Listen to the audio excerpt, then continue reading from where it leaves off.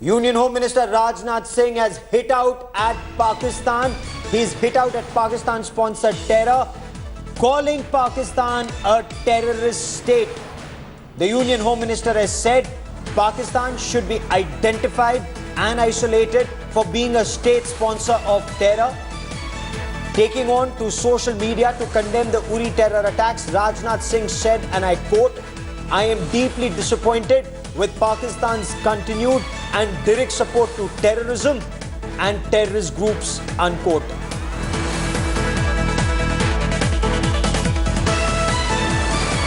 And for the latest on the ground situation, I want to take you to Uri, where India Today's Ashraf Vani now joins us with more.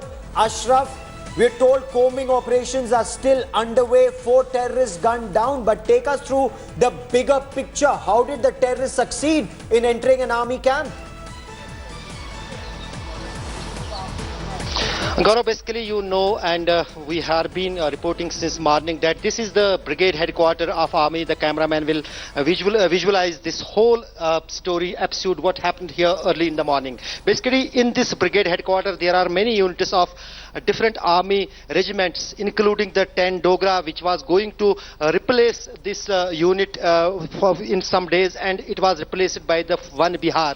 The location which is inside, there were 2 barracks which were used by the both troops of 10 Dogra as well as of 1 Bihar, and most of the troops who were in those 2 barracks were unarmed. They had no armed inside those barracks because it was a transition period. It was a period when the one army unit was exchanging with another army unit, as you early in the morning mentioned. And that was the specific target of this suicide squad and Fidain militants in this brigade. And probably what we are now getting latest is that probably the route of river Jahlim has been used by these infiltrators, because this brigade headquarters is just on the edge of river Jahlim. And last time when in 2014 there was a same kind of attack on one of the gun positions in the same locality. On that occasion also the river route was used by the infiltrators. Now just I am talking to you, the army chief General Sohag is inside the brigade headquarters. Just few minutes back he landed here with some top army commanders, and they are taking the stock of situation and assessing the situation inside, and also the combing operation about which you talked.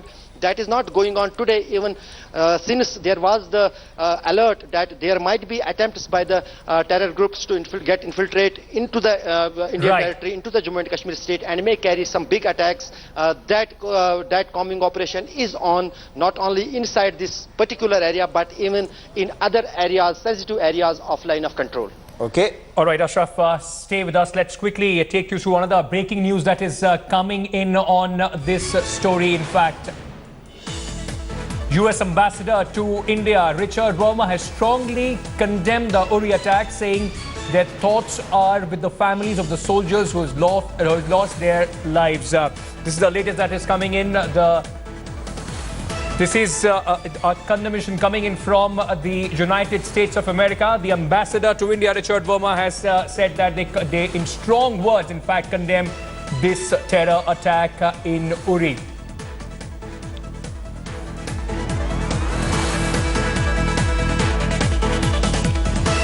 You know, Gaurav, this is, as the Home Minister also said, this is the time when the international community needs to isolate Pakistan. These kind of attacks are only growing as far as Jammu and Kashmir is concerned. Oh, absolutely. The situation on ground at this point of time is extremely tense. Now, there is a larger pattern to what is happening in Jammu and Kashmir. There's been one attack in Poonch recently. 4 terrorists were killed. Another attack in Uri. And there is another attack that is still likely to happen, and that is the big story that we are breaking here on India Today. The big story. There was specific intelligence about terrorists planning to strike military formations close to the line of control. 3 Fidain squads were launched by Pakistan across Pakistan-occupied Kashmir. 1 Fidain squad went into Poonch.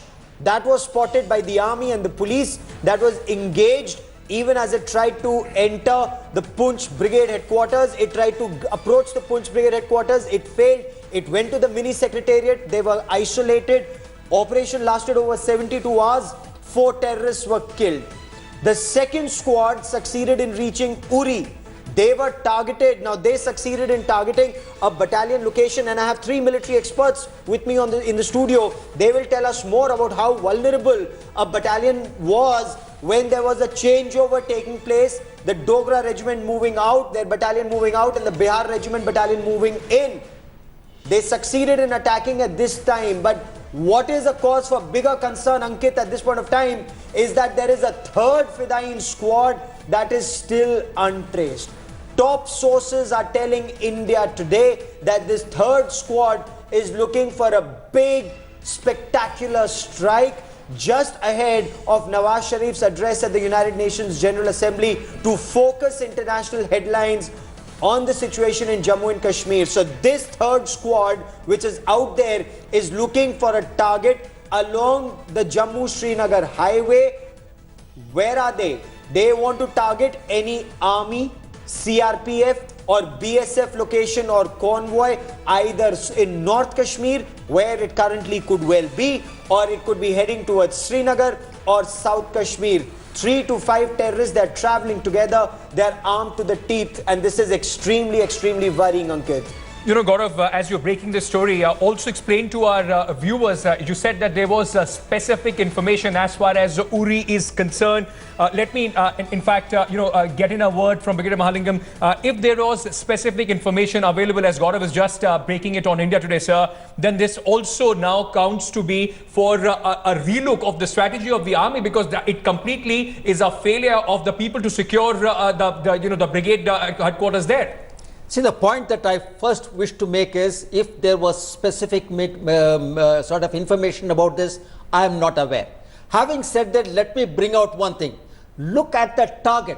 This target is a barrack, which is where the rear stores dumps is kept. And probably in that barrack, to guard these stores, there were some tradesmen, like maybe carpenters, some soldiers who are not very fit. And these are the lot of people who were there. In addition to that, there were people of the advance party who are absolutely new to the place. And second thing which I wish to bring out is, there were some tents pitched up in which some people had gone inside and they were sort of allowed to stay there. In mountainous terrain, you must understand and visualize, the space is limited. Therefore, tents have been pitched close by, and because very few tents can be pitched, therefore number of people in each of these tents had been increased. Major Arya, none of this is excuse for what happened. No, it is shameful. It is a disaster. The manner in which the army was caught napping, no, and we've had casualties. Sorry, it was not caught napping. Let's understand very clearly one thing. If this particular incident has taken place, this particular target is of no significance. Oh, I am sorry, 17 lives are lost. 17 lives are lost. See the circumstances in which it took place. You know, somewhere down the line, are you trying to say 17 lives are of no consequence? Major Arya. I'm sorry, I do not agree. If there is a casualty, you may not agree. We've had fatal casualties, sir. We've had unfortunate fatal casualties. Even if they're tradesmen, they're as much. The casualties are not in an encounter. Please see the circumstances in which the casualty took place. If that may bring some solace to your heart, it brings no solace to mine. Major Arya. Yes. So, 3 things that we need to consider. Number 1 is that such a location is, this specific location does not have a walled compound. It is surrounded by concertina wires and other things, which are soft obstacles actually. It is very close to the highway which connects Uri to Muzaffarabad.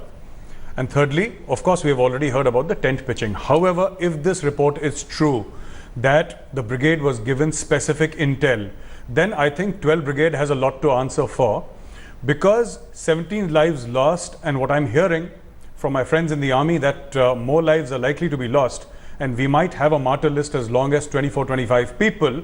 It does not matter if it was guarded or not guarded. It does not matter if it was soldiers or tradesmen. They were wearing a uniform. They have been martyred. And yes, if 12 Brigade had information, then the brigade commander, 12 Brigade, has much to answer for. Absolutely. And General Sehgal, look at a situation. One battalion was moving out, another battalion was moving in. The advance party was there.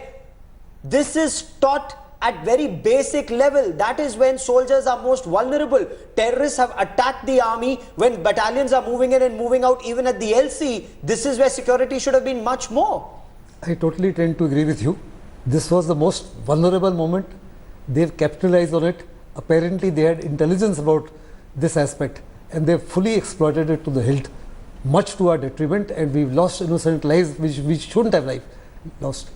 The brigade commander, as he said, has much to answer, because I consider it as a very mega failure on the part of the formation command. It's an absolute mega failure on the part of the formation, but this is a time when operations are still underway. We will talk about the role of Pakistan in this terror attack. We do want strong action to be taken against state sponsors of terror. At the same time, our own defenses need to be extremely strong. 17 soldiers martyred in Uri, and our top focus on India today remains that terrorist attack. Before we went into the break, we were talking about how there was an intelligence failure and what could have been done to avert such a high casualty figure.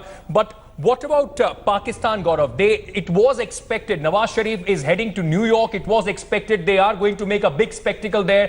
Time and again in the last few months, they have tried and failed to get some sort of a diplomatic advantage over India. This gives them a perfect opportunity. And, you know, General Sehgal, respond on this. There was intelligence alert. We know Pakistan are going to do it. Is Pakistan's Kadi Ninda the only response the government has? No, the government has got very many options, and I can assure you, within the next 48 to 72 hours, what we're going to do would be visible to the entire world and the entire nation. We've got lots of options: covert, overt, political, diplomatic, financial, and military options. They are being seriously considered by the powers that be, and I am of the firm conviction that something absolutely spectacular from our side is going to happen as far as Pakistan is concerned. No, but maybe we may, for the first time ever, target Pakistan terrorist training camps. The world opinion will be totally with us at this point of time when you've totally No, but we only talk. Major Arya, as a young soldier who's been on ground, yes, how frustrating is it for soldiers that you are just caught and your government says exercise restraint? This is the time you should be going out and hitting the perpetrators of terror. Absolutely. Even when Pakistan attacked us in Kargil, we were not permitted to go beyond the line of control because people were so worried about world opinion. Now, today they had a meeting. Today they had a meeting in Delhi where they had the Director General of BSF and they had Mr. Ajit Doval and other people there. I fail to understand why the Chairman, Chief of Staff Committee was not there, why the Army, Navy and Air Force chiefs were not there. I mean, do you expect the BSF to cross the line of control and attack Pakistan? The main people were not there in the meeting. And I think, Breda Mahalingam, that's a very good point that Major Gaurav Arya has brought out. India's response, armed forces will play a key role, and the armed forces were missing from this meeting. Absolutely. In fact, I didn't exactly understand why the army chief and the defense minister had gone to Srinagar at all, because they were not required there. In case the government of India was preparing for an action, and if that action was something to originate from Srinagar or the valley, and if it had to be planned, and I expected the air chief and someone who is related to the missiles would be there. Unfortunately, none of them were there. Obviously, I don't know that whether if they are acting. If at all they are acting, it's a good thing, but there is one important requirement, and that is the response should go within the next 24 hours. Okay. And secondly, the response must be across the border, and no action within the border will ever make any difference. Okay. These aspects will have to be understood. You know, Gaurav, you've been covering this for a very long time. Every time a terrorist attack takes place in India, we talk about this, major response and of our capability of going across the border and hitting them hard. We've never heard of that sort of an action taking place. First of all, tell us what are the options that can be exercised, and why is the government not proactively looking at those options? That's a very good question. What are options for government of India at this stage? Wide array, as General Sehgal was pointing out: diplomatic options, economic options, military options and covert operations. Now, it is for Prime Minister Narendra Modi to decide what options he wants to exercise. In fact, he did tweet a short while back and say that the perpetrators will be punished. It won't be business as usual. So, will it not be business as usual? It remains to be seen, because General Sehgal, this is a litmus test for Prime Minister Narendra Modi. His personal capital as a strong Prime Minister is also at stake here. We saw he went to Lahore and there was a Pathankot terror attacks and we permitted ISI into our bases. So after that, it's the Prime Minister's capital that's at stake here. Absolutely, the Prime Minister's credibility is at stake, and should we not do something spectacular? We increase the cost of such attacks on Pakistan by an order of magnitude. The image of India would be compromised thanks to the political dispensation that exists in the country. It is the only country in the world where the defense secretary is accountable and responsible for the defense of India as against the chiefs. No, but even at a tactical level, my question is, while the services blame the bureaucracy and the political leadership, somewhere down the line there are certain decisions that the services need to take themselves, and they cannot say we were held back. If a terrorist is killing you, you need to be strong enough to respond without looking over your shoulder, and that is where, whether it's the corps commander, the army commander or the army chief, the three of them need to really come clean after the Uri terror attacks. We'll discuss this on the other side of a short break. Stay with us.